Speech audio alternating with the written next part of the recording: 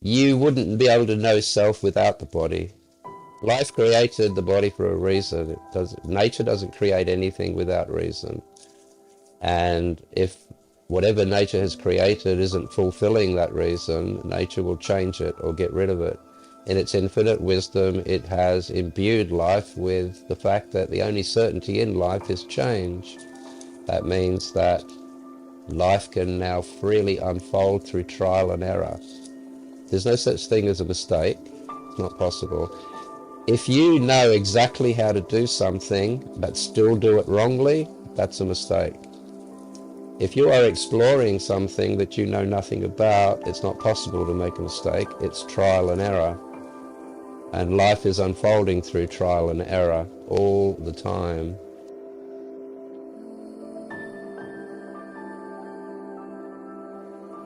Introductions. Well, how do you want me to, Grandmaster Wolf? Do you want me to just, is that adequate? Just call me GM. That's what everyone GM. else. Yeah, that's my name. GM, welcome to Feelings of Strangers, and thank you for coming all the way from the Scottish Highlands, where I didn't know they had the internet. So that's quite amazing. Is there one person standing out there in a kilt holding up a wire? Yeah, there's a guy printing the Bloody hell! You're nice. What are you doing?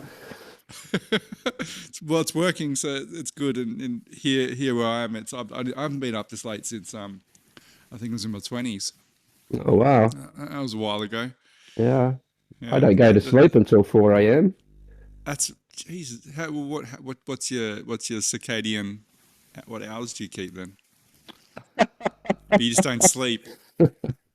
No.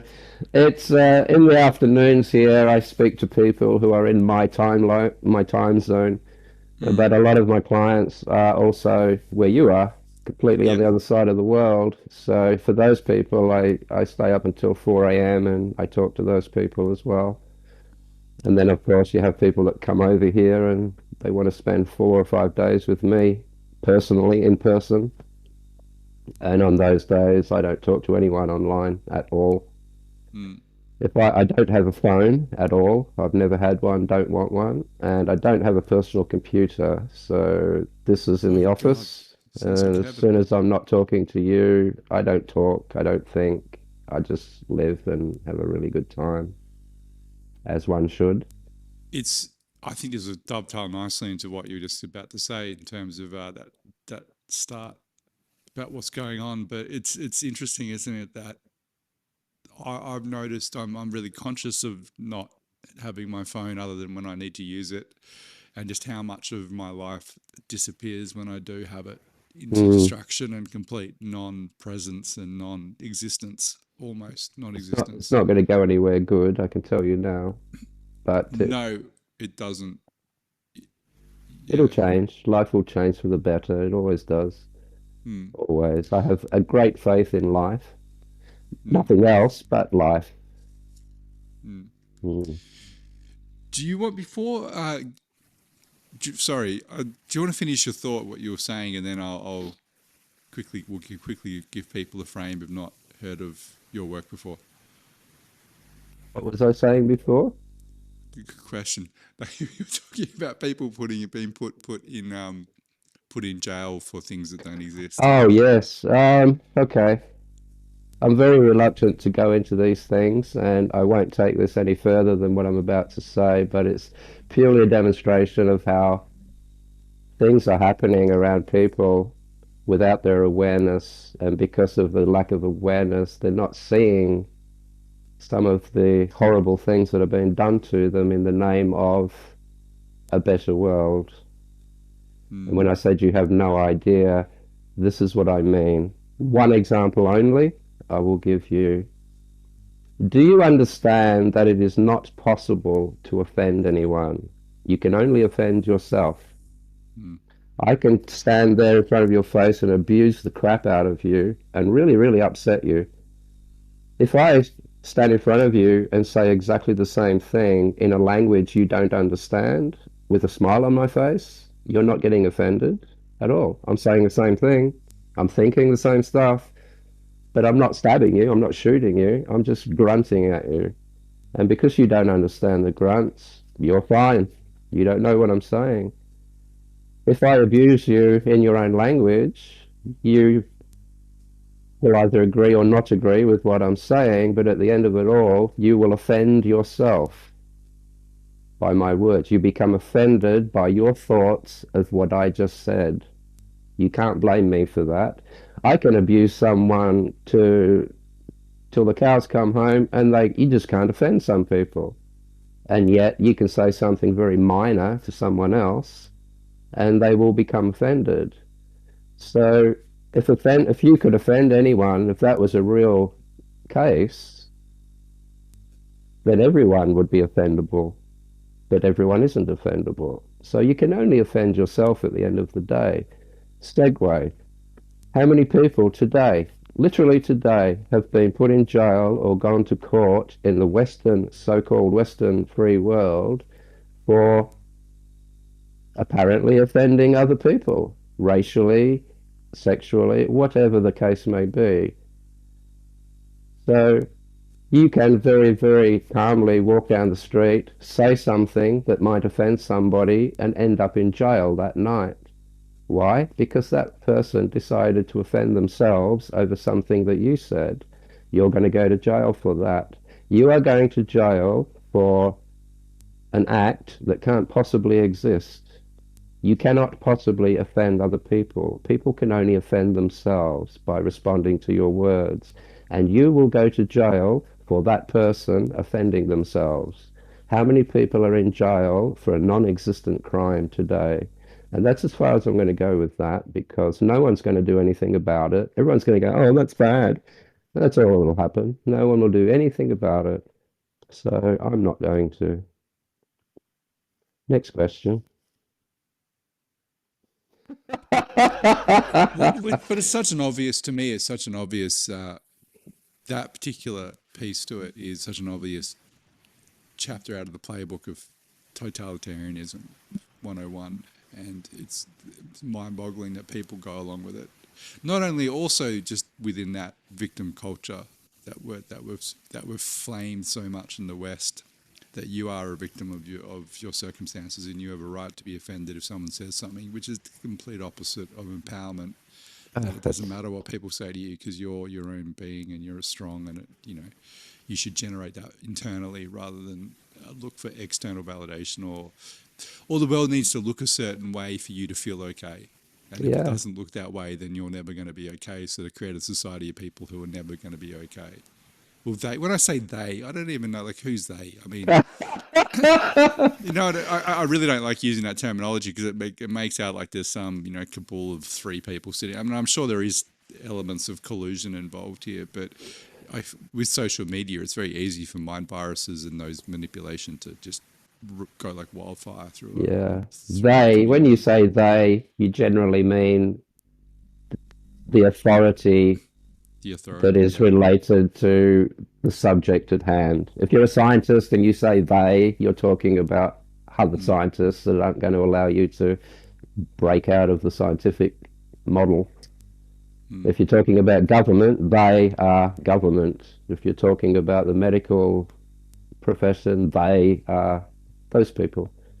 So mm. they are whoever you hold responsible for, what's the word I'm looking for? The subject at hand. Yeah, They do exist. they do exist. I try not to always think in these in too much of a. Sorry, my mind's going to kick in about an hour. I like to be a bit more nuanced as well, because obviously within every sort of community of people or profession, there's people who are on those spectrums of who are genuinely wishing well or whatever it may be, and then you get people who are genuinely nefarious and have not ill intent.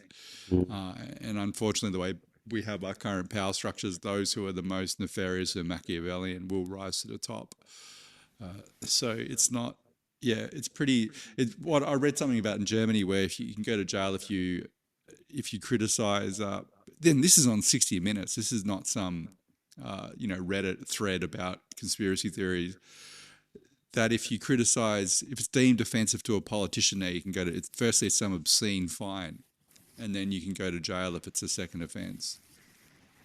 But the way Didn't they frame it, sorry, Jam, because I had this argument not that long ago with someone in my family, and the way they frame it is that if you send a tweet that incites violence, that's what they'll put in the papers. They'll say so and so, which I somewhat can be. I'm not going to say I agree with that, but if you say something which is saying, "Hey, go out there and stab all the people who are of this nationality," during a riot, I do think there should be ramifications. If you've got some sort of sway, absolutely, there should be absolutely. ramifications for that. But the problem is they usher in something like that, which is legitimate, with a whole bunch of other laws where they can now just throw you in jail and you won't hear about it for saying something that they deem, as you said, as offensive. Yeah, yeah. Didn't they go through something like that in the 40s, Germany? Can't remember what happened in the 40s. What was that? I'm not going to go there. No. But this is the thing. It's just like, God damn it, we've had this before, and it's so obvious, and then we seem to just give those things away again. And then it does make me quite red-blooded, hot-blooded, red-blooded. I'm already red-blooded, but hot-blooded when I think of, I had a grandfather who went to war when he was 15, so he lied about his age to get in, couldn't get into the infantry because he had they said no, and he went to the Navy and he couldn't swim. And so, yeah, he's a madman. He's such a powerful. Got sung 3 times. Somehow survived, and came out of that when he was almost 18. So 15 to 18 survived. Yeah, And I think of all those people who sacrificed their lives, and for them it was this worthy cause of freedom and fighting. And a whole bunch of other things, but let's just frame it in, we're fighting for the freedoms of the future generations to come, and then you just get generations to come going, oh, whatever, yeah, if they want to do, and you're like, what do you mean, whatever? exactly. People died for this. Yeah, I know. It's it'll change. It'll change. It'll change. But people at the moment are very, very, very lazy, whether it's been done by design or education or whatever. This is an extraordinarily lazy race right now, this generation in particular. You take this generation back 500 years, they would last maybe 3 minutes. I, God, I dread to. Yeah, But I the would say thing, even 100 years ago was pretty a lot harder going than what we have now. oh, absolutely, gosh, you and I would be burnt at the stake for some of the things we've spoken about in the last 10 minutes, No, 500 years ago. I would have topped you in GM. I would have been. It was I've, him. I've heard about you. Yeah, it's that guy with a beard. He looks Yeah. all occult. It's definitely that guy. Yeah, no, absolutely. It's.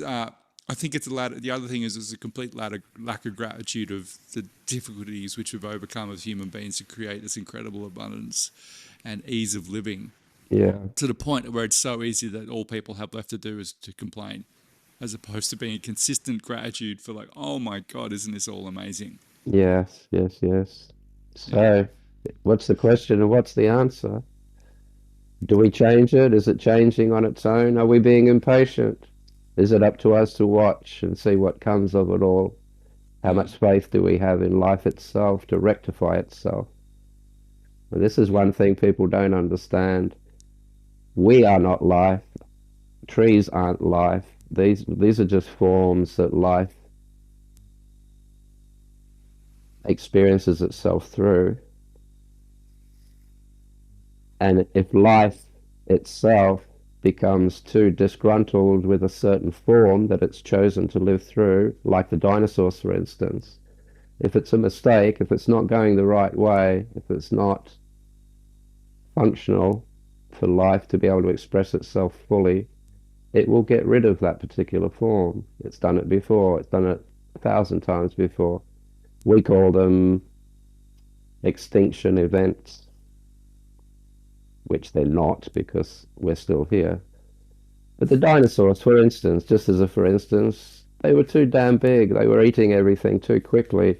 But as a form, they were quite a good idea. They were just too damn big. So life, in its infinite wisdom, shrunk everything down. It didn't get rid of the dinosaurs completely. It just shrunk them down a little bit and the ones that it did keep are serving the world quite well as far as form goes and function.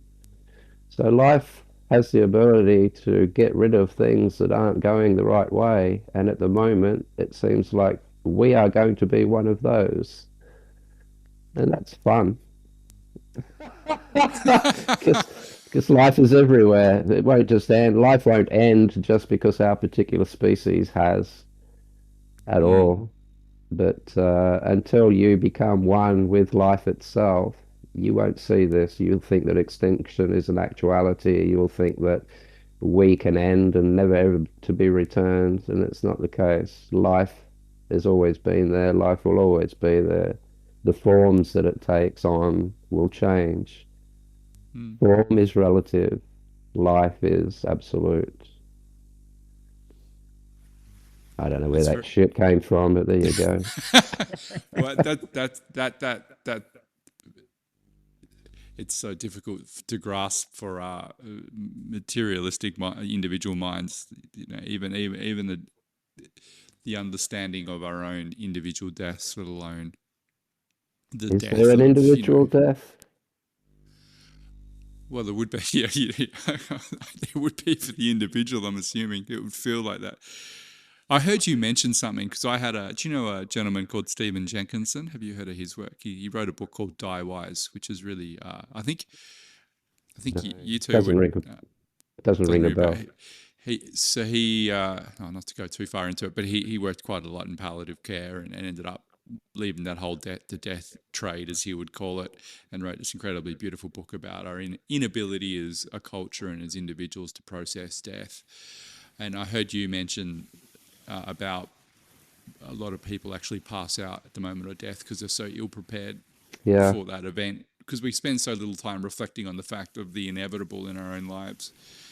And if we did, and not even from a conceptual point of view, you know, I guess when you ask someone if you're going to die, that they would say yes. But to actually feel that would, what you just started initially with, our whole orientation toward what we're doing in this life would change. yeah. Was that a question? No, it's a statement. The question would be, because if people are still scratching their heads, Jam, you've had a very. I've got some other questions, but they're in my head now, so it's fine. But you've had a marvelously different beginning to life, and to how you're sitting in the Scottish Highlands now talking to me. Just for people who've not heard of your work and what you do and where you've come from, do you want to just jump in quickly to your origin story or In your youth? this body?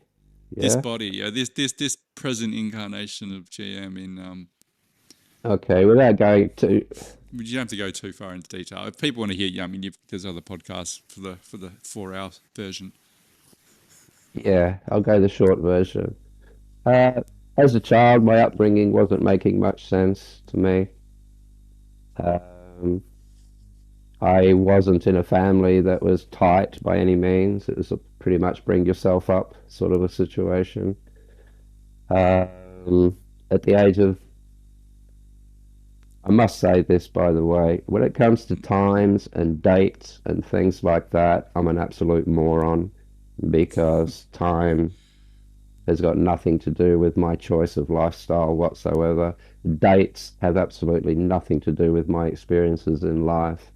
Ages, eons, all of these things mean nothing to me. So that part of my brain that is responsible for mathematics and holding on to pointless memories of when this happened and when that happened has atrophied, so I don't use it. So dates and times, I have no friggin' idea. So I can tell you now, somewhere around between 7, 8, 9, and 10 years old, I started having memories that weren't possible for me at that age, i.e., I was having adult memories, things that I'd done as an adult. And back then in the 60s, you don't bring these things up. You will end up You Yeah, just don't bring those things up back then, basically. We just leave it at that. So my education at school wasn't answering any questions. Where do these memories come from? I couldn't ask anyone that one, so I wasn't going to get any answers there. It was all about mathematics. I could see that everything that my teachers were saying to us, I was adding my own definitions to their words. So I was teaching myself, and I didn't know if it was correct. So none of it made sense. None of it was really happening for me. And I realized also that everything that school was trying to push down my throat was basically about adding to society, and which there's nothing wrong with that. But the way I saw it then, it was, why do you go to school? You go to school to learn how to polish the concrete, make more windows, make more roads, make more motor cars, make more bricks, so we can make more roads to drive more motor cars. And I thought, I don't want to be one of those guinea pigs. So I stopped going to school and I started educating myself by going to libraries, put my school uniform on, don't get on the school bus, go somewhere else. And I caught another bus and went to the city and spent the day in the libraries reading books on occultism and mysticism, Paramahansa Yogananda, Krishnamurti, dare I say it, Aleister Crowley and shit like that, Madame Blavatsky, anything and everything that had nothing to do with the brick wall that everyone else was becoming part of. And then very quickly, as most young men, I drifted towards martial arts schools and things like that for no other reason than I was a young man, basically. And in that martial arts school, my teacher, who was a very wise old Chinaman, said to me, you are broken. There is something deep down inside you that's not right, and your life isn't going to unfold the way you want it to unless we rectify this. I had no idea what he was talking about, but he was the first adult that actually seemed to care for me and my well-being. So I just immediately had faith in this gentleman. Not too long later, he bought me aeroplane tickets and a letter of introduction, and he gave that to me. He prepared me. He sent me off to Nepal. I got met in Nepal by a Sherpa who had been organized for me. One thing led to another. We went over the border. We went into Tibet. My Sherpa took me for quite a long time walking, dropped me off at a front gate in a monastery in the Himalayas. And I sat there for 1 or 2 weeks waiting for the gate to open, um, which is something this generation will never do. I almost wanted to leave several times, but some of the passers-by, the village people, they would just say, no, you just wait, just wait. And they would come and give me berries and little bits of rice and food. And then one day the gate opened and I fell in, literally. I was leaning up against the gate and the monks took me in, and 28 years later, I started teaching people. That's it. That's all I've done, really. How old were you at the Did I time miss when you? anything? Well, how old were you when you went into the monastery? 14. Bloody hell! 14 years old. They shaved my head. That was wonderful. My fringe used to go down to my bum. I had just shitloads of hair, and they were all laughing at that, and I didn't know why. I didn't realize they were going to cut it all off. And anyway, one thing led to another, and they saw that I was, I was a reasonable candidate for ordination, and they shaved my head. They ordained me at 14. And that was that. It wasn't a Buddhist monastery, it was a mystical monastery. It's all about the mystical practices without the religion, Hmm. basically. So I spent 28 years there, and then the rest is pretty much history. We got invaded, and we got attacked by soldiers at a certain point. 9 9 of the monks that was in my monastery was murdered in front of us. There was 3 or 4 of us left. This is at a place called Chokhong Monastery in Lhasa in Tibet. Mm. And they tried to hang me because I was a monk, but they failed at that because the guy tying up the rope didn't do a good job. So when they threw me off the roof, the rope actually let go of the pole that he tied it to, and I hit the ground 2 stories below and broke my leg. But that's better than being hung, I imagine. And that was it. And then we got severely murdered and bashed up and what have you. And I think anyway, we got tortured for a little while, for about 4 or 5 days. Afterwards, we were tortured to renounce our faith in the Dalai Lama was basically what it was all about, apparently. And none of us, they couldn't get any of us to renounce our faith, whatever. So they tortured us for 4 or 5 days, and then for myself and my teacher and one other monk, the British consulate came in and saved our ass and pulled us out. And I went to Australia to convalesce and took my teacher with me, and because the monastery had been destroyed that we came from, not the one that we got attacked in, but the one we came from had been destroyed. And I said, so what are you going to do after this, Master? And he said, I'll go back and life will put me wherever I need to be. And he said, what about you? And I said, I'm not sure. I'm full of confusion right now. And my teacher said, I know. He said, but understand this. If you hate these soldiers, if you have revengeful thoughts, if you have hatred or anger or any of that nature towards those people, you've wasted 28 years in Tibet. And I understood exactly what he meant. So I went to China and joined a monastery in China for 5 years. It was the Chinese soldiers that was doing the damage back then. Different world now, but this is what happened back then. And that's the end of my story. I spent 5 years living in a place called Tao Wu Hsin Monastery, which means the way of no center, which means basically living a life outside of the ego, living a life outside of the thought process, i.e., no center.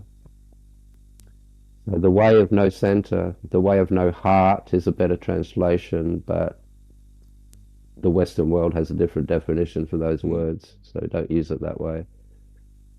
Um, so in Tibet, I learned everything from being able to leave your body, dying, stopping your heart, understanding the energies of mind, how to use mind, what mind is capable of doing when it's unfettered.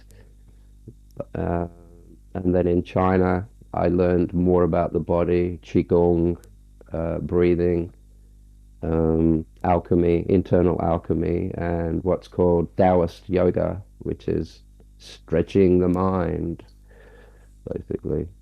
And that's that. And now I use that today to help people with mental illness.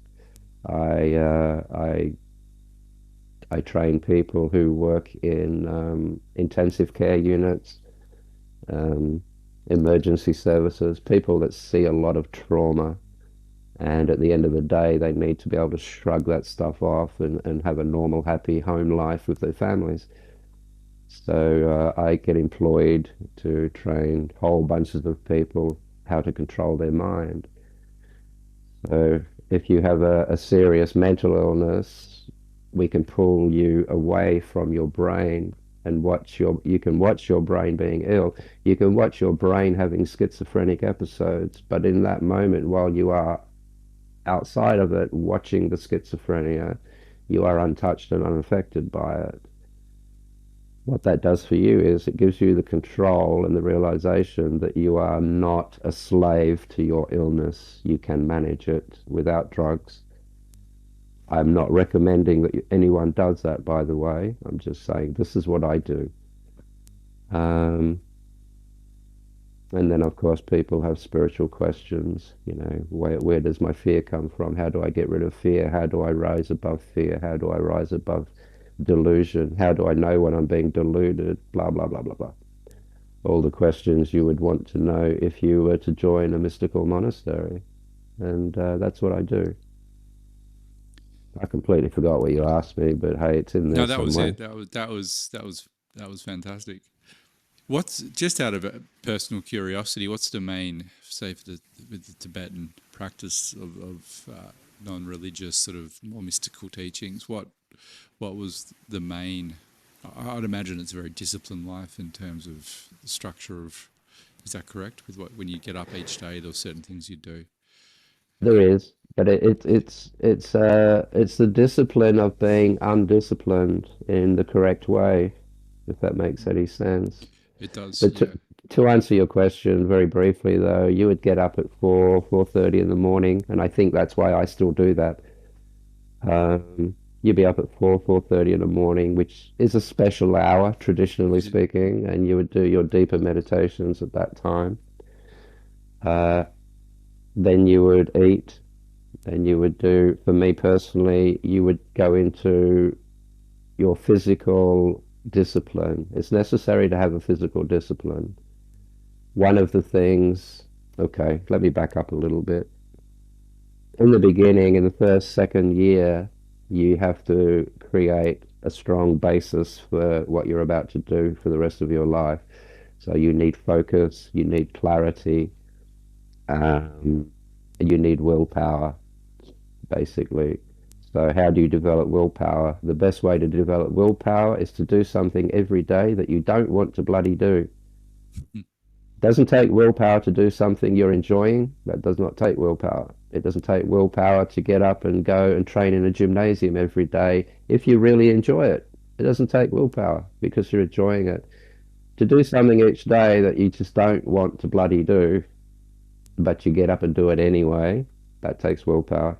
So you have a discipline in that respect. I already had martial arts under my belt, so that was my discipline. And I was allowed to teach other monks if they were interested. But it wasn't combat martial arts. It's just self-mastery martial arts. There's a very big difference. Most martial arts start off as self-mastery. And then, of course, depending on where you live and what country you come from, it has other uses. Um, so you'd get up, you would train your mind, you would train your focus, you would eat, you would then train your body, um, and then you would go into more group practices. You would go into theta meditations, for instance, to get 150 people to sit down and move into theta and then watch the village around you fall asleep. That would be a practice, things of that nature. Then you would go into deeper practices like what today you would call black mirror practices, which is connecting your mind to another human being's mind and practicing what's called mind transmission beyond the teachings. It takes quite a long time, quite a few years to master that one. So you start very early in the piece and you learn to connect with other minds and have conversations with other minds. You would do things like you would go and sit somewhere near a chai house, for instance, and you would sit very quietly in a corner and you would watch the nature of your thoughts until you see a thought process going on in here that has a different accent to you. And you go, well, okay, that's interesting. Where does that come from? And you look around the cafe, we'll call it a cafe. It, anyway, we'll call it a cafe. So people are sitting there drinking their chai, and you watch their lips. You learn to lip read, and you'll see someone's lips moving in sync with the thought process that's going through your head, and then you have the realization, oh, I'm actually listening to that person's thought process. That's interesting. Can you reverse that? Can you put your thought process into that person and see what happens there? So this would be the daily life of a mystic in Tibet. It's all about mind, observing mind, using mind, exploring mind, experimenting with mind. What can it do? What can't it do? Is there anything it can't do, etc.? When you spend 28, 30 years of that kind of observation, you get a pretty good grasp on mind and how it's used. Nobody knows what it is. It doesn't know what it is. That's why life is right now. Mind is trying to understand itself. Not your mind, not my mind, the mind that is in all things. I wake up each morning as an empty glove, and I let life put me on, and I watch what it does with me throughout the day. That is watching mind and seeing what it does with you. That's how you learn to trust it and have faith in it and to know it the best you can. But we're like that with everything. We know what electricity, we can use electricity, we know what to do with electricity, we know how to direct it and how to kill things with it and how to give life with it and everything else. But no one knows what it is. No one knows what an electron is. When you look at an electron, it becomes solid. When you look away from electrons, they turn into a waveform. So how the bloody hell do they know you're looking at them? But they do. And when you consider the entire universe is made of atoms and they all have electrons, so the whole universe is cram-packed with electrons, and if they are all aware, then wouldn't that mean that that's what the universe is using to see itself through? Just asking the question, that's all. This is how you think. This is the way you explore life. Whether or not Cocoa Pops are good for you for breakfast, I don't give a fuck. Got nothing to do with anything in my life. So that's the difference between real questions and questions that are just a waste of time. I have no idea where this conversation is going, so I'm going to throw the ball in your court, Paul. Well, I mean, the question that I have with that is just what is your main? I mean, it's very difficult to reduce all those years, and as you just mentioned, the absolute vast mystery of the cosmos and unfathomable position in it. But just from let's take it to a pragmatic. I'm not gonna frame this in like how do I get ahead. Everything comes back. I often hear these topics being discussed, and it always gets thrown back. It's like, all right, so how can we build this $10 million company together, GM? How can we do that with these skill sets? You need to go into marketing and advertising with that infiltrating people's minds. But what was your main observation with yourself and the insight? Because I've had a small insight with my own tepid meditation practice comparative to doing what you've done, but just that awareness of all of a sudden you realize how crazy your mind is. Like for me, you just go, oh my god, it's an absolute it's kamikazes up there just flying around, crashing into your own battleships, and it's real insight into, you think you're seeing something clearly, you're experiencing your life in a certain manner, navigating it in a way that you deem logical or right, let's just use that word. Yet when you actually do sit with it, you're like, it's mayhem up there. Like why do I even want these things? What am I actually navigating, and who's at the helm? So what was it for you that was one of the bigger realizations of your own mind? The moment I found the moment, the now, the absolute moment, the moment I discovered it and found it and learned how to stay there, I saw all the questions you just asked in this little bucket of shit that I used to call me. And I realized that in the moment you are content. If you are content, you have no questions. If you have no questions, you have absolute clarity in your observations of life. That's it. If I gave you an exercise now and I brought you fully into the moment, and then I said to you, now just open your eyes and wait for Paul to come back. In those few moments before Paul comes back, the thought process that thinks it's Paul, you'll be sitting there in absolute bliss, absolute contentment. absolute calmness, with a great clarity and a great sense of oneness with the all, because now is all that exists. Anything either side of now is either the past or an assumed future. Both are your imagination.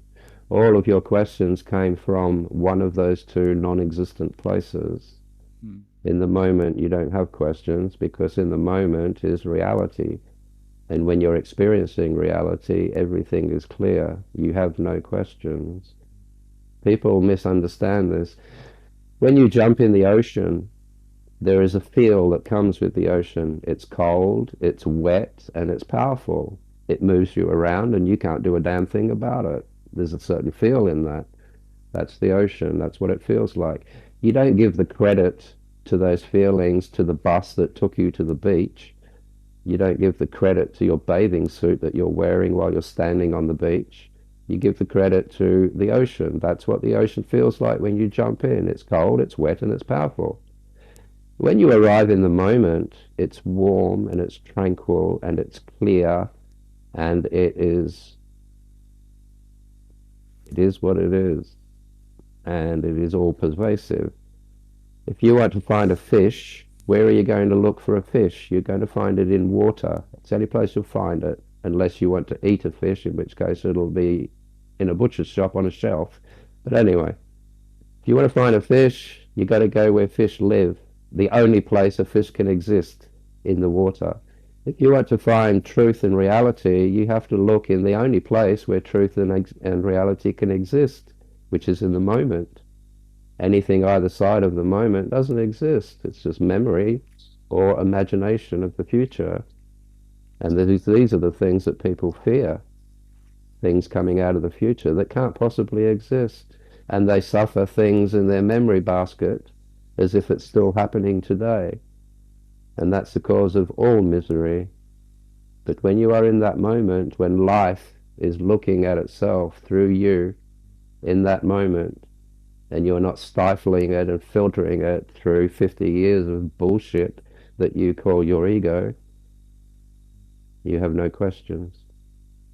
Don't believe me? Do it. I can show you right now. It'll take me less than a minute. I can show you. I can take you there if you want to, and you'll see Mm. what I mean. Do you want to?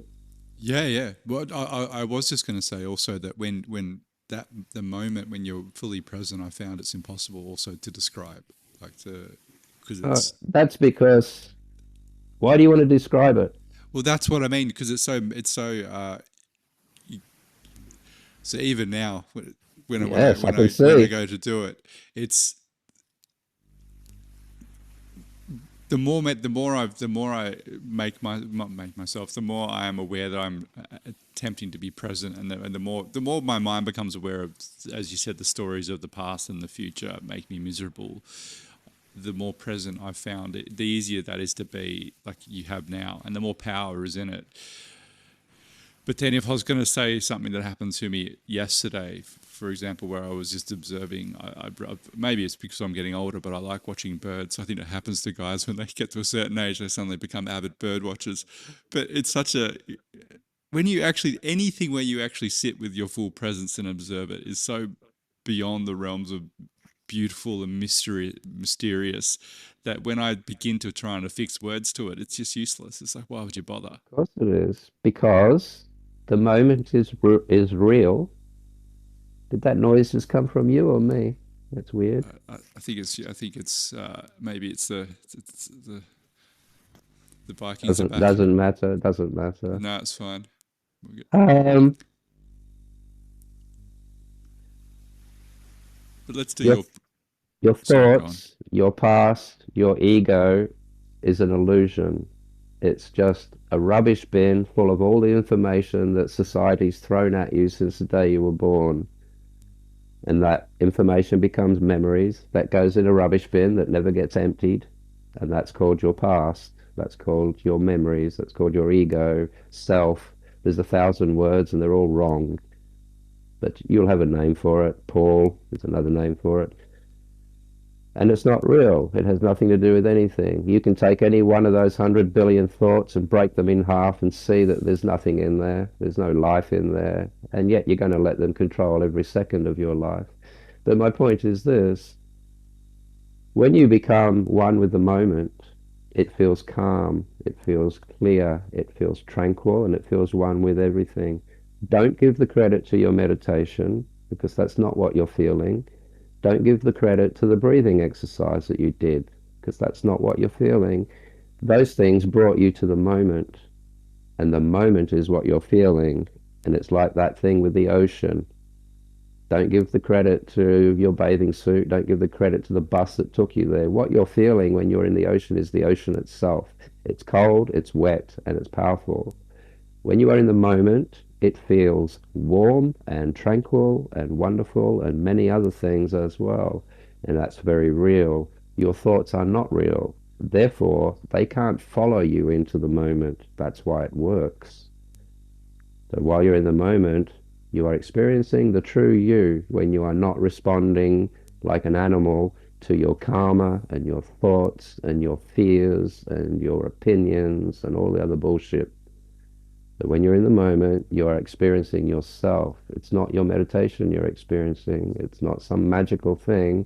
You are experiencing your true mind, and it feels warm and tranquil and content and all-powerful. That's why it works. And you can do that in less than a minute. Is it practical to be doing that all day long? You do it all the time. Everybody does. How many times have you driven through the city or driven somewhere for an hour or so and think to yourself, my God, I was talking to my friend this whole journey. I don't even know how I drove here. That's happened to you 1,000 times. It happens to everyone. You're sitting on the toilet not thinking about having a poo. You're thinking about work. When you're walking, you're not thinking about lifting your legs up and extending your triceps and your biceps and your quadriceps. You're thinking about your girlfriend or something else. Everybody spends all day long doing everything they're meant to do, and they do it quite well, and they get through their day quite well whilst thinking about other shit. So you are already doing it. All you got to do is stop the thinking. You will still drive your car, you will still talk to people, you will still do your work, you'll still go to the toilet, but you won't be thinking about tomorrow. You won't be thinking about your fears. You won't be thinking about any shit. You'll be living your life as the human being that you were born as. So it's not hard, but you have a fear because you have been educated to believe that the more data you accumulate, the more intelligent you are. And it's actually the opposite. The more data you accumulate, the thicker your brain is, and the more stupid you become.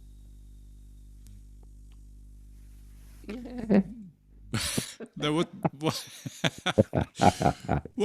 Give me the what were you going to do with the minute of bringing into the present? You want to do it? Yeah. Let's Okay, this is an easy one. Most people have done this with me. But because it's so easy, it can't possibly have the power that it has in people's minds. Okay, let's do it. Ahem. You need to relax your body.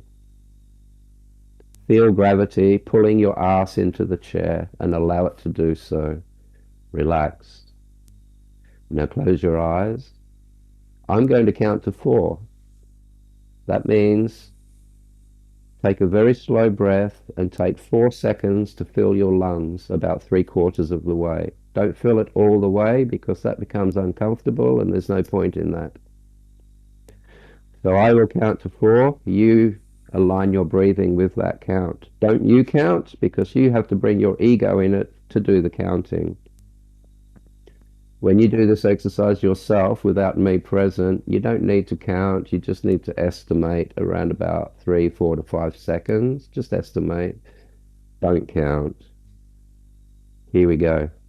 Take a nice slow breath in through your nose to the count of 4.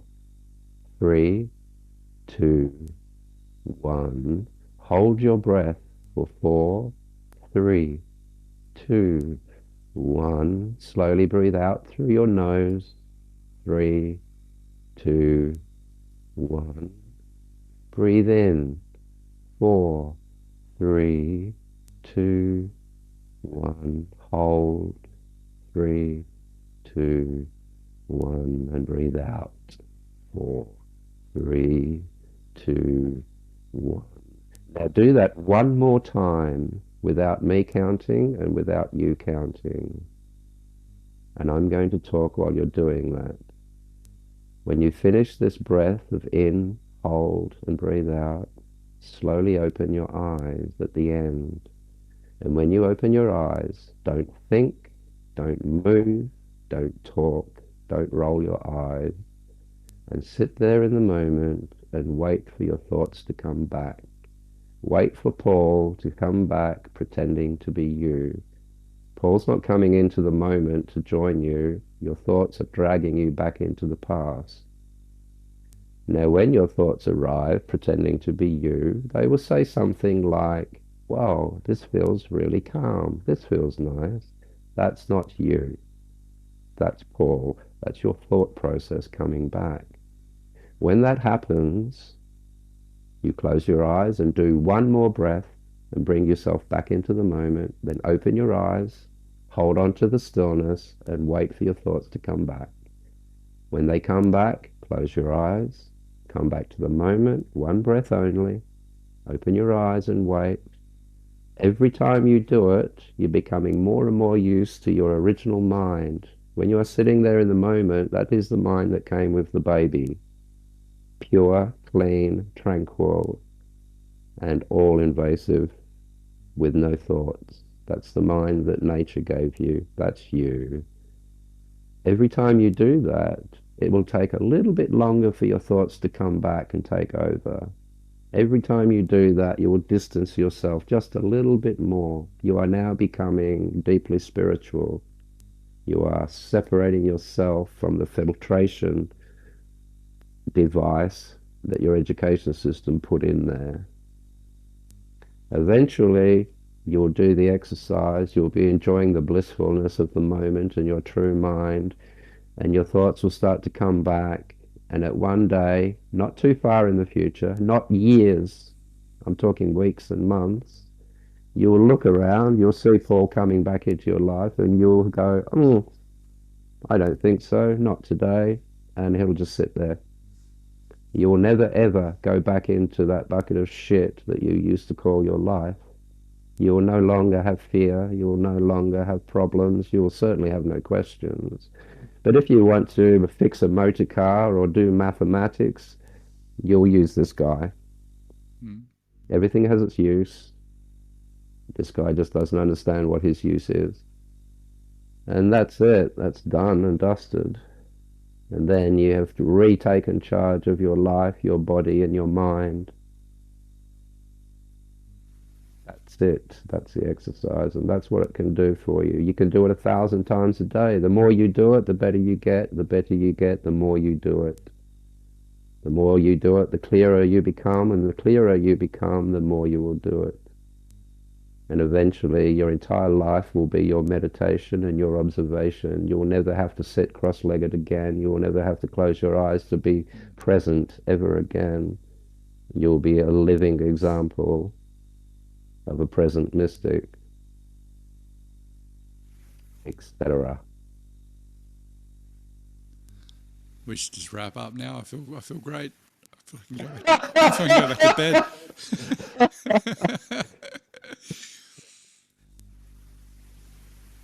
Yeah, the simplicity, even everything around what you just said with the way we've framed spirituality and mysticism, that always seems like it's something in the very long, distant future. Like you hear people who've done 1,000 Vipassanas and satsangs and gone all over the world.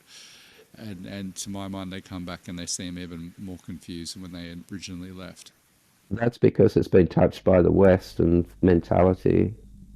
The Eastern mentality, growing up in countries like India, you would go and see a true teacher once. You know, there's a camera once, and that's it. You never have to see anyone again. Yeah. If someone has an answer for you, why would you come back and ask again? Once you've got the answer, why would you come back and ask next week? because you become attached and you begin to rely on that teacher to keep your happiness. I used to see it all the time.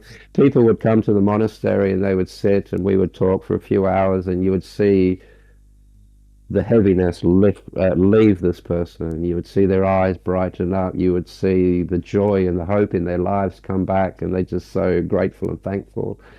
And then I would watch them drive down the driveway towards the gate, thinking that now they have to go home to the husbands, now they have to go home to the screaming kids, they've got to go back to work tomorrow. Before they get to the gate, they've lost everything that we just did. So what do Sounds like they an do? episode of, yeah. So they associate my presence with their joy. And that is wrong. That's becoming addicted and reliant. So people, anyway, that's the story. Go on. Yeah, What? no. Well, one's a comment which I think which you just when you when I feel like you're actually present in a place. So when I went to India, I had no desire at all to meditate because I felt like what you just said, not from my own personal like I am now I am now free from my ego. It wasn't that. It just felt like culturally it was so much more, and the things that I was trying to attain through meditation was so much more present just within the culture Yes. that I felt so much calmer and just naturally present because of the way everyone else was, well, the majority of people were being as I observed it. When I come back here, it feels like very much I need to go and do that practice Yeah. to keep a distance from, but even from the insanity as I would deem it of this culture. But then, which I'm a part of, so I'm not saying that I'm separate from that, but it's very interesting how let me say this, that this will lead into a question because I think this is something I had personally. We read when I was younger too. I found in the occult bookstore in Melbourne, I found Krishnamurti, I found Nisindat Naharaj, I found Yogananda, and Krishnamurti. I remember I really gravitated toward for Oh, some I loved reason. Krishnamurti. He was my first Yeah. great teacher. Yeah. Well, I got like I remember, yeah, freedom from the known and the light within, but freedom from the known somehow was the first one I picked up, and I had all these books. I don't know how. I mean, that's obviously his most well known work.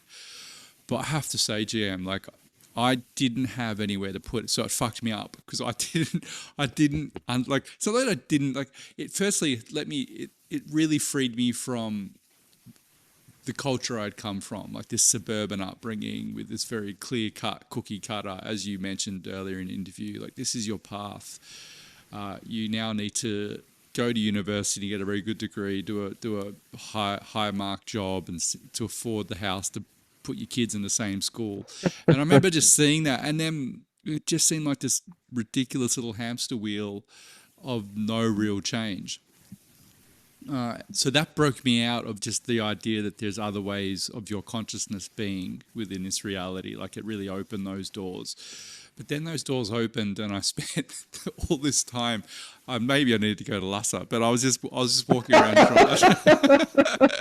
I couldn't. I had no one to talk to about it. I tried to talk to a few friends who, for the most part, just went, "What's this shit? Let's go Yeah. get a beer." And I went, "That sounds pretty good." The But then Australian way. the Australian way, mate. Nothing a beer won't sort out until too many beers sort too much out. But but then I couldn't. The whole thing of the observer and who I was observing, and I was observing my mind, I was observing reality, and I was sort of I ended up sort of negating my reality at the time because I guess I couldn't integrate and understand in a fullness what he was saying, and I had no practices.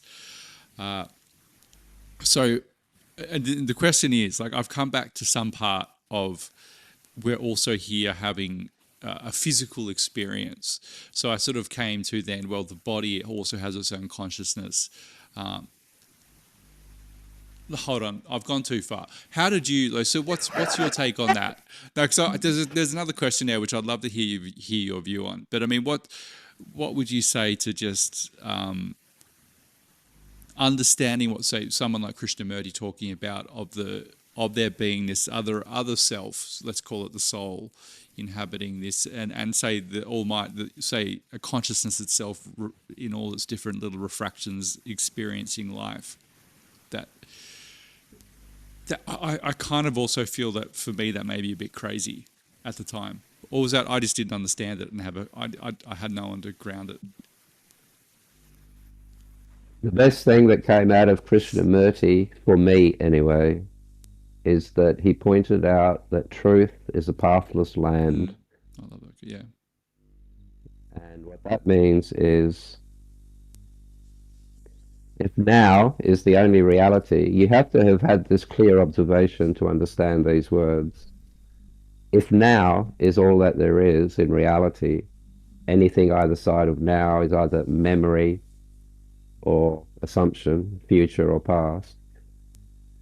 If now is the only reality and the entire universe is experiencing this now, which it must, where is the path going to go to? Can only end up back to now. Where can a path go if now is all that there is? There's no room for a path. It's not possible.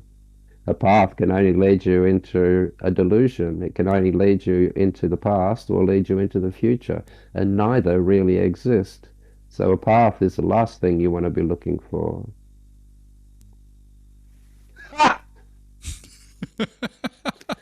Stick that up your nose. Yeah, God. Well, no wonder it doesn't fit to a culture that's obsessed with paths. Even the way you're taught when you're young here, it's a path. It's like your education system is a path. It's all about getting to this next point, this next point, this next path. We're building, we're progressing, we're building. To fucking where are we going? Nowhere. Where the hell are we all going? Well, that's what you realize, I guess, when you're I don't know. Do you realize that? Maybe you realize that in your deathbed that you've spent your life going nowhere, which is And fine. that is what Tibet is all about.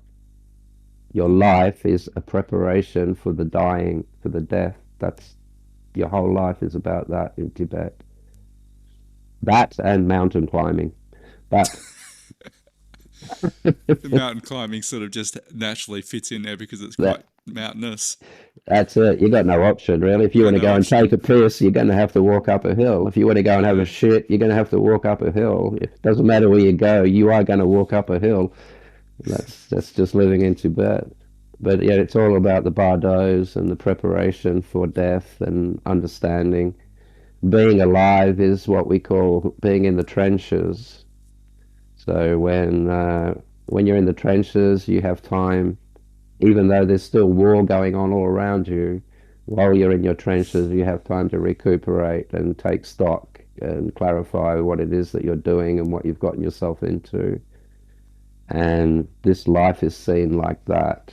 This life is your opportunity to prepare yourself, understand the war that's going on around you in the world. And I don't literally mean war, I just mean the misery of humanity. Um, and you take stock, you learn what it's about, you learn where it comes from, you learn about the delusions and the illusions of it all. You find the golden thread of bliss and peace and enlightenment amongst it all. And then when it comes time to die, you remain conscious. You don't faint and miss it all and have to start again. Hmm. It's about fear. People fear death because they imagine all sorts of ridiculous things. Fear can only come from the future, and it can only be of your imagination. And yet, how many people live their entire life in fear of death, fear of anything? That means the person is going to spend their entire life fearing their own imagination. Hmm. Whose fault is that? Hmm. Is it a fault? Depends If I on. have a gun in your face right now, it's not the gun that you're scared of, it's what's coming next. There's no room for fear in the moment Hmm. because in the moment you have no imagination. Hmm. Yeah, isn't that? Because I've been in a few instances that I've close to got myself almost on not having this conversation with you because I'll be somewhere else. Maybe we'll be having another dimension. But but it was amazing the level of clarity and ability to respond when you are just completely in that moment to to death. Have Like you I had a was. motorcycle accident before? I haven't had that. No, I was caught in an avalanche and I've been chased by wolves in China due to Then you my own understand. idiocy. Yeah. Yeah. and it was just incredible. The this actually leads into, I do want to go back to something you just said before, but the intelligence, and I want to ask you this, the intelligence also of the body. Because I remember when I got chased by wolves, and it was actually just below Tibet where I was, in that, I can't remember what the province was called, but Was it I in was out at, Nepal? no, it wasn't Nepal. It was, oh God, God, it's really bad that I can't remember. It's this huge. So it's mostly, it's not Han Chinese there. It's obviously it's just this huge. It's where they bury all the bad, like they're throwing all the nuclear waste and they're doing all this Yeah, stuff out there. yeah, Because there's this huge land. It's just a huge swathe of land, and I went out there because it just looked. I thought it looked interesting, and it is. It's almost like a lunar landscape with these crazy structures, and no one's there. Comparative to coming from a huge city in China, like it's like similar space to Australian desert almost, yeah, and yeah. a lot of traditional people, full garb, horseback, living these lives that look like, you know, you step 500 years in the past. And there's me in my Canada Goose jacket with a camera, like, hello chaps, like, just wandering around like it's Disneyland, like an absolute idiot. And I went out to a lake in the middle of winter to photograph this lake at dusk because it looked beautiful. And then all of a sudden I realized I'm out there by myself, and I felt before I saw it, I felt danger. Like I've just Mm. felt like there is something ominous about to happen here. And I'd spun around, and coming out of this, it was literally like a Braveheart. It was like coming out of this mist, this foggy mist with these huge dogs. And I don't know if they were wolves or dogs, although what the scenario was, it wasn't that important at the time to identify what they were. And I just went, "You idiot! You're about to die in this far flung land because you're an idiot. Because Yeah. you've wandered from the village in a place which is clearly not a city." But my body's ability to respond, like I didn't think. I just like it was either okay, either stand your ground and fight off or run, and I chose the latter, and I just legged it, and I must have run like Usain Bolt for about a k, like a unbelievable. And in hindsight, like they could have killed me if they wanted to, and there was a few other things that happened, and I think it was more.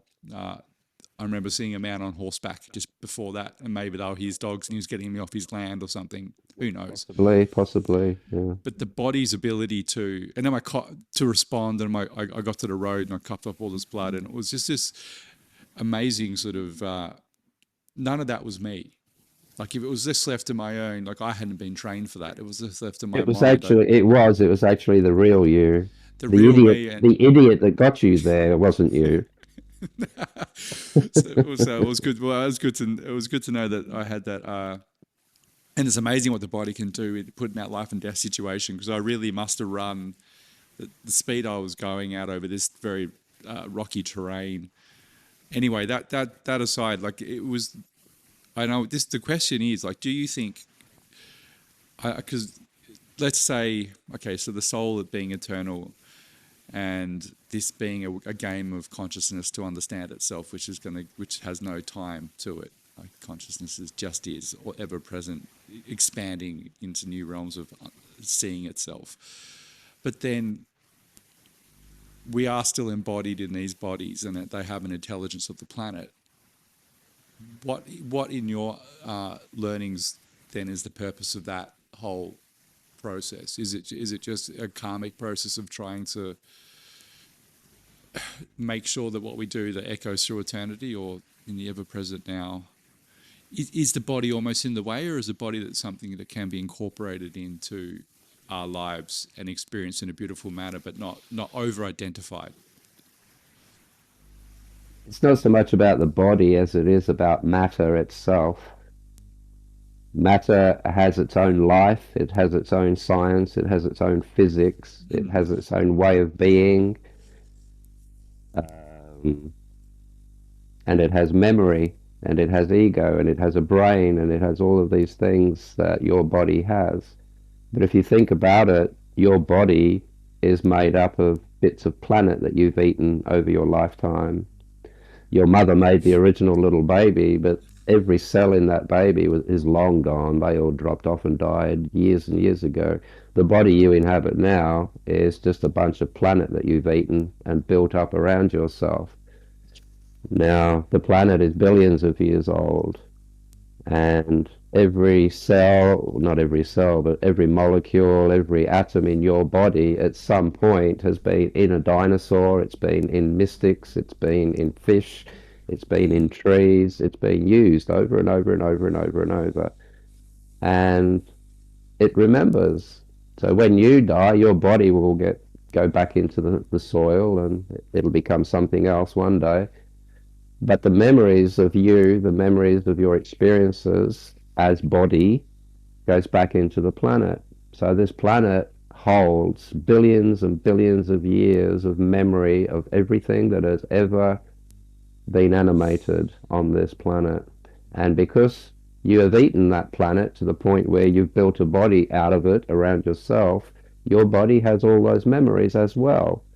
Every molecule, every atom in your body has the memories of everything that has ever been in. So this planet has all of that information. From that, you can have past life regressions, you have genetic memory, you have evolutionary memory. All of these things that science is looking at now is of matter, all physical stuff. The life force that you are that inhabits that body, that is full of knowing, which is a whole different ball game. The real you, the animating you, the one that animates the body that you are in, has its own memory, but it's a knowing, and that comes from the Akasha, which is different. So, how do you see that? How do you make the connection? It's very easy. You can't think of something you don't know. You have to know it before you can think it. If I ask you to think of a motor car, but you don't know what a motor car is, you can't think of one. You have to know it first. That invisible knowing comes from the Akasha. That knowing is in spirit. It's invisible. It's just a knowing. That's all there is to it. Doesn't require thoughts. You just know. And then when this invisible knowing enters the brain has the ability to turn that into a picture form, which you now call a thought. Once that knowing becomes a picture, your brain then can change that. It can change the color of that picture. It can add judgments and opinions to that thought that it's just created. So now, as a thought, it's not even 10% pure anymore. The knowing is pure. You live your whole day, as we've just demonstrated earlier on today. You live your whole day from your knowing. You don't do anything by thinking. You live your day from the things that you know while you're thinking about other things. So when you're in the moment, you have left the memories and the connection to the planet and the brain and the body, which is just another little chunk of planet. And when you are just living your day from pure knowing, you are using the knowing that comes from spirit, that comes from what's called the Akashic Records, the universal mind. It doesn't matter what you call it, you're wrong. It doesn't have a name. But that's what's happening. So, I've completely forgot your question. No, I think you've answered it.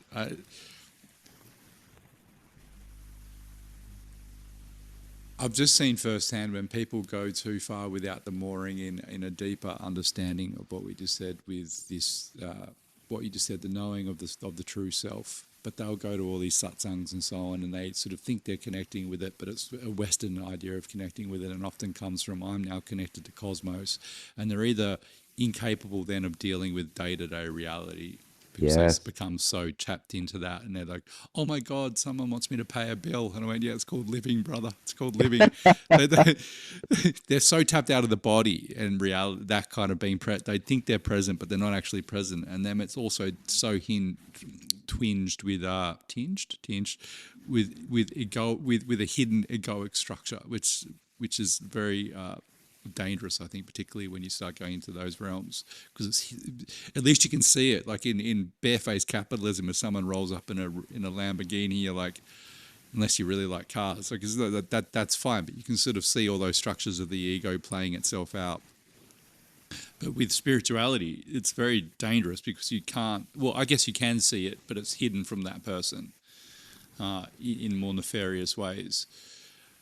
So I guess for me, the practice of coming back into like the presenceness of just being present in the body is a way to get rid of that in some sense. So I really like strenuous exercise because I'm so present in that moment when I'm doing it, that I then by nature touch upon that sort of true self to some degree. Absolutely. Yeah. Yeah. So it's not a case of saying, because I've just heard a lot in those communities like, oh no, just get rid of the body, it doesn't matter. And it's like, no, we are like in a body. Like that's the whole point. But like, it's like how to be grounded in the body, but also, you know, with the focus toward on the fact that you are also these other mystical elements. You wouldn't be able to know self without the body. Yes. Life created the body for a reason. Nature doesn't create anything without reason. And if whatever nature has created isn't fulfilling that reason, nature will change it or get rid of it. In its infinite wisdom, it has imbued life with the fact that the only certainty in life is change. That means that life can now freely unfold through trial and error. There's no such thing as a mistake. It's not possible. If you know exactly how to do something but still do it wrongly, that's a mistake. If you are exploring something that you know nothing about, it's not possible to make a mistake. It's trial and error. And life is unfolding through trial and error all the time. So by watching, it learns these things about itself. It created life. It created life. Life created matter in order to be able to see itself. Think about it on a very simplistic way. If you were Casper the ghost and you knew you existed, but you've never actually seen yourself because you're invisible, what are you going to do? You're going to find some kind of a paint that you can throw over yourself, and now you can see what you look like. Now you can see your characteristics. Now you can see whether you look silly or not. You can see yourself and you can explore yourself and you can check out your limitations and all the rest of whatever it is that you are. But without that bucket of paint, you will never know anything about yourself other than what you feel. So the matter that we inhabit is a bucket of paint. Without matter, life cannot express itself, it cannot see itself, it can't fully know itself. It is absolutely necessary to have this body, absolutely necessary. Once you have that knowing, and once that knowing has been uploaded into the Akasha, then you don't need the body so much, unless you wish to come back through what they call love and go through it all again just to be able to point things out to other people, which is once again a delusion of the Western mind. There are no other people. There is no other entity. There's just you. So the moment you become self-mastered and you know everything about yourself and your mind and your abilities, you know everything about everyone else as well. Because it's the same life, it's the same spirit, it's the same mind that is in all things. Hence, I wake up each morning as an empty glove. I wait for life to put me on, and I watch what it does with me through that day. And it has never steered me wrong yet. Because here I sit, happy, healthy, really enjoying myself. Yeah, that's that. You just said something which I found really incredibly beautiful. Like you can't know somewhere you haven't been before, which for me really frames. I think most people don't act from an evil place. Like they act from a place of somewhere they've never been before, and they make mistakes and they do things which when we get offended and take personally because we've got these structures that you shouldn't do that because I've been there before and you shouldn't behave like that. All And then these, they go to jail. and then they go to jail. But even in the small, like you feel that like people have wronged you, and it's a much more God, just for your own well-being, just to be like that person's never been there before. They're experiencing, they're learning, and there is, as you said, there's no right or wrong to this. We're just all, for the most part, the majority of us are just bashing through to places we've never been through a jungle, just trying to Yeah. carve a path through this jungle, and then realizing ultimately that we could have just stood still. Maybe, I don't know. Yeah, stay at home and drink hot chocolate. Oh, that sounds all right. Yeah, Bloody hell. Yeah, that does tie into the laziness thing, though. absolutely. Nothing wrong with being lazy if it's not hurting you, if it's not damaging anybody else. Mm, Understand what being lazy is. You realize that being lazy is part of the monkey we inhabit, but there's nothing wrong with that either.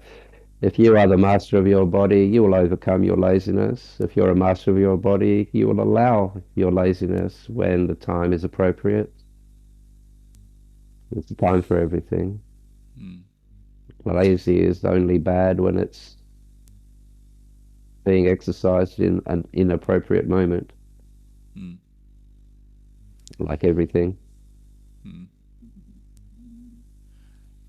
Yeah, I'm just conscious of your time, and I'll let you get back to getting being cold. Oh, thank you. That's so kind of you. Yeah, you go. Do you own a kilt? Do they still rock the kilts up there in the Highlands, Yeah, or they is it? still rock the kilts. No, I don't have one. Not if you'd see my legs, you'd see why. You got to expose them to some good old Scottish Highland air. They might. Yeah, yeah. Yeah. It is lovely air. It's lovely water here. It's lovely air. It's lovely everything. Mm, But yeah, I go to the gym 5 days a week. I lift a lot of weights. I enjoy pressing my limitations. I enjoy overcoming resistance. It's just something that this particular body enjoys, so I like to indulge in it. It could be worse. This body could like heroin, and so well, it could be worse. that's what I So mean. for that reason, anyway, how did I get onto that? Yes, I go to a gym and people rock up in their kilts. I'm not joking. Oh, that is. You I got to. live in a. You need to get a phone so you can take a photo of that. No, Put it on I'm your not getting a Instagram phone. stories. I don't want a phone. I'm not that stupid. People are going to understand these phones are doing a lot of damage. We're not ready. This generation isn't ready for that kind of technology. Our technology is becoming beyond our capabilities to control it. Let me explain that just for a moment. This is going to sound strange, but bear with me. There are heroin addicts in the world. Therefore, heroin is evil and we should stamp it out and wage war against heroin.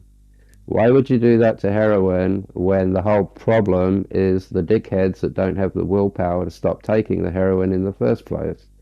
It's not about stopping the heroin, it's about stopping the addictive nature. You can't blame heroin for you having an addictive nature. You can't blame cocaine for you having an addictive nature. It's our own downfalls that is the evil because we won't do anything about it. We won't go, oh, I'm so weak and stupid, I can't stop taking heroin, therefore heroin is an evil bastard. That's still a wrong way of looking at it. I'm not saying to people, try heroin, don't get me wrong. I'm not saying that at all. But what I'm saying is we tend to come across our own weaknesses and then blame something else for our own weaknesses. If you don't have an addictive nature, drugs and substances aren't an issue to you. So are they evil in your life? No. If you have an addictive nature and you can't control yourself and you want to rely on these substances for your own feelings of self-worth and happiness and joy, then you have a very serious problem, and it's not the heroin. If I take the heroin away, you find something else to rely on. And that something else might be a poor other person that you've decided to rope into your life and rely on them and become dependent on them. Now you've just destroyed two lives. Once again, it's not the heroin, it's you. It's not the cocaine, it's you. See what I mean? And this gets back to the original thing we talked about earlier on today when I said about being offended.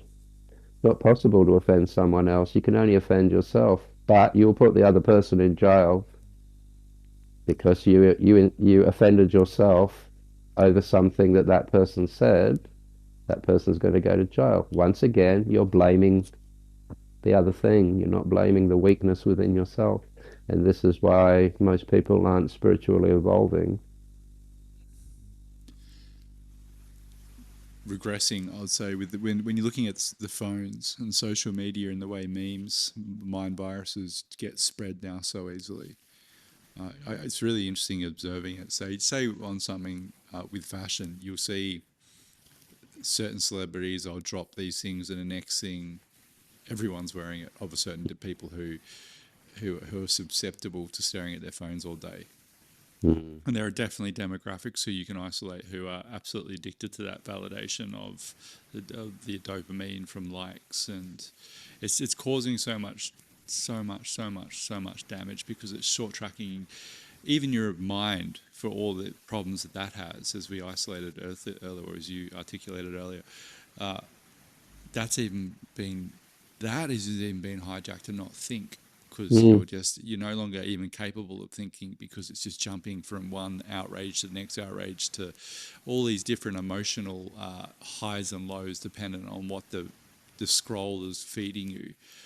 And something I've banned. So I'm quite good. I isolated fairly early that this doom scrolling, as it's known, doesn't make me feel very good, or even looking at almost anything online doesn't. But then I would justify, say, listening to podcasts and all this stuff. So I would consistently, I'd take my dog for a walk, and I'd consistently be listening to things because how dare I actually have a space of time where I'm not doing anything? Because you need to be productive. Yeah, but seriously, that was like because then I'm not worthwhile unless I'm producing. And Yeah. yeah, and I'm like, gee, God, what the hell's happened to the kid that used to read Krishnamurti and a bit of poetry? Like, where's that person gone? And And then then go I'm, to the gym, and just enjoy yeah, yourself. Yeah. just go. Well, but even when I'm trying to work out now, like I try and just do it inside, like not have something going. But I just put out, and I'm quite good with discipline. So I just did a hard and fast rule: is if you're out walking and you're not talking to somebody on the phone, then you're not allowed to have your phone with you. And I've done that not that long, and I've noticed the beauty of life is how quickly it reorientates itself back to its state. And I've Yeah. actually stopped because my dog, there's always a spots where she needs to tap out. So we just, and I love her. She's like my teacher. She's like, wait, no, sit here. And she always chooses quite nice spots where there's lots of trees and birds.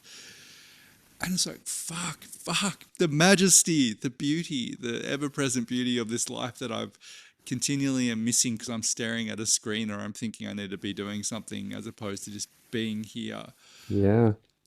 But the positive in all of that is how quickly that's come back and how quickly I've recognized how important that is to be focusing on that far more than this device. And I don't Yeah. think it's all bad. I think we're talking by virtue of these technologies, and I think all those things are wonderful. And sharing positive things is really great. But unfortunately, like most things that we get, particularly in the early stages, 98% of it is absolute rubbish. Yeah. We become obsessed very quickly And as we're a creature. addicted. God, we're addicted. If you look now, uh, I might overshare. I'll share this little vignette, and then I'll let you finish. But this is really highlights to me how addicted we are, or how addictive these things are. So I set out. There's a bus stop. This is going to sound really weird to everyone. So I'm just going to. I'll just roll with it. It's not weird, but I'll have my breakfast. You can deem whether you're offended or if it's weird. But out my balcony gets the morning sun, so I'll sit out there in my underpants. But they're boxer shorts. I'm covered. I'm not naked. Like I'm not a flasher. And I'm eating, I'm eating my breakfast to get the morning sun because it feels lovely. And there's a bus stop about, I don't know, 150 meters down the road amongst them. I live in the country, so Yeah. it's just like a country bus stop. It's fine. And the kids all get there and they waiting for their bus. And I don't care because I'm not naked. I'm not going to go and cover up because I'm not doing. God, this is the more I try and justify it, the weirder it sounds. But in my generation, if there was some dude sitting up there in boxer shorts eating his breakfast, you'd at least say, "Hey, look at that dude sitting there with his top off," or whatever. It'd be a point of conversation to your mates, and you might shout something, "Hey, mate, put some pants Yeah. on." Put it But away. Yeah. put it away. It's not out, people. It's definitely in. But everyone, calm down. But not one. I look up and I'm not even bothered. This is actually the thing. Maybe I would put pants on if this wasn't happening. Not one of those kids ever looks up or looks anywhere. They're all staring, and they're all standing. There might be five of them. Not one of them is talking to the other. They're all staring at their phone. They're probably texting each other. And you think, where the fuck are your parents who have given you these devices? Like, you might as well why are you walking down there with a bottle of bourbon or some meth? Like, you've Yeah. given them the same level of incoherence and detrimental to their learning and to their growth.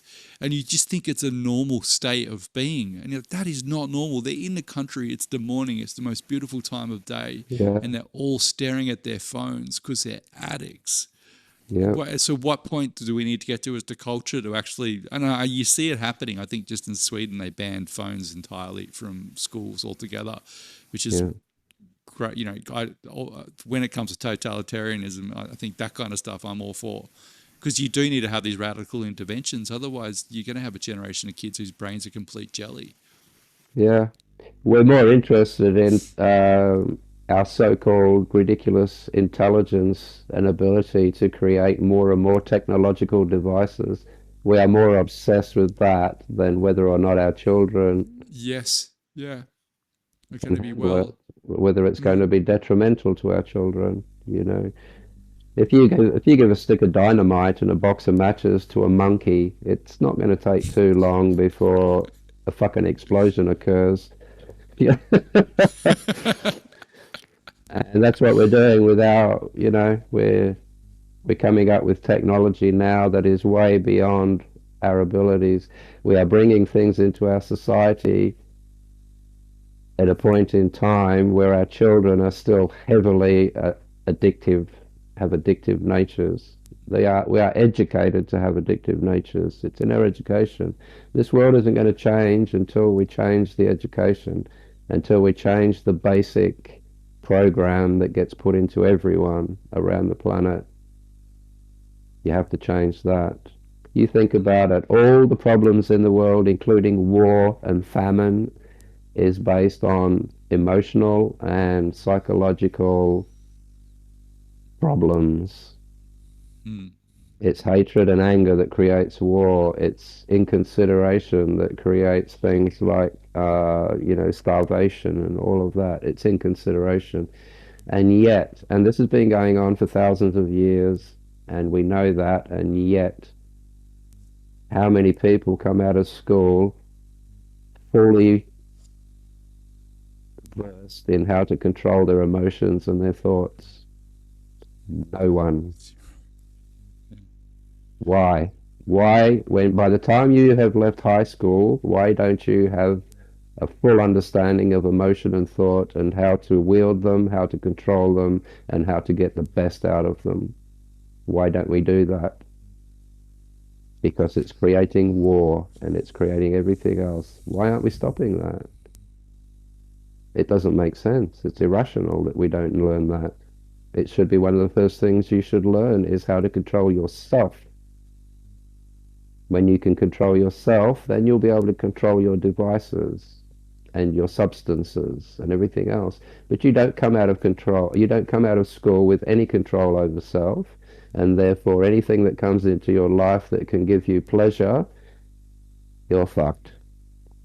It will take you and live you. And that's it. Ba-ba-dum-bum. I may go now. Yeah, Jam, I want to finish on a positive though. Do you see any? That was positive. No. Well, you gave the solution. Like, yeah, I think that's an evident solution. Is that how I see it? Is that there's more access now than what I had when I was younger Yeah. to wisdom and teaching, almost at a point of there's almost too much. Like finding one book was you could read Krishnamurti for 10 years, for example, whereas now you can get everyone, and it's just like Jesus. But the positive of that, I guess, these conversations and the fact that people are more open to these conversations and are not considered weird or fringe. Let's take it for. I remember my mum meditated. She learnt meditation in the early 90s for a suburban place in the West that was considered so strange at the time. Yeah. Like she was doing something pretty out there, whereas now it's the most, it's almost passé to say, everyone's heard. So for and whether or not it's actually implemented in a way that it was intended and so on is another discussion. But at least these threads of what tools that can awaken people to a greater awareness of their true nature are more present than ever. So Yeah. Yeah. yeah. But you got to get people to want to delve into these things, don't you? Mm. Anyway. Well, we'll speak to Mark Zuckerberg and see if he can put a meditation, make Instagram just one big meditation app. Yeah, okay, and then people can get addicted to that. Yeah, well, it might be. It's one step at a time. Yeah, Jam, yeah. thank you. I've thoroughly enjoyed talking to you. Thank you so much for your time. And yeah, Do it again. yeah, I'd love to speak to you again. I've got look, I just really connected when I first heard you talk, and you are everything I thought you'd be to speak to in person, whatever that is. Thank you. But yeah, but it just a voice of sanity and clarity, and so needed in this world. And I'm going to let you get to the gym in a kilt, or tussle an elephant, which we won't go into. Thank you so much. My pleasure, Paul. You take care, Thank you. buddy.